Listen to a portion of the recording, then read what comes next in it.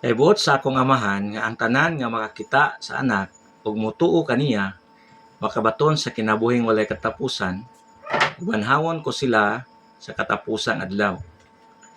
Juan 6:40. Dinhi sa maong bersikulo atong mabasa nga pagbuot samahan nga ang tanan nga motuo ni Hesus makabaton sa kinabuhing dayon. Unsa man ang ituan sa tao?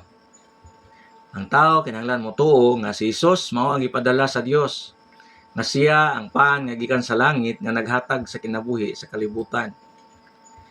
Ang kinabuhing dayon anaa sa iyang bugtong anak nga si Jesucristo, ug mabatunan kini nimo pinaagi sa imuhang pagtuo kaniya.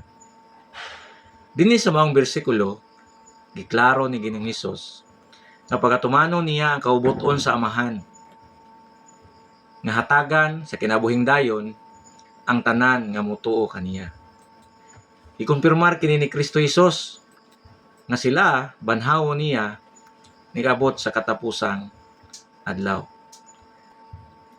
Ang kasiguruhan sa kaluwasan anaa magikan sa kaubuton sa amahan ug sa pagkamatinumanon ni Kristo sa kaubuton niya.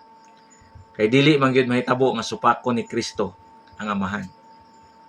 Mao kini nga atong kasiguruhan.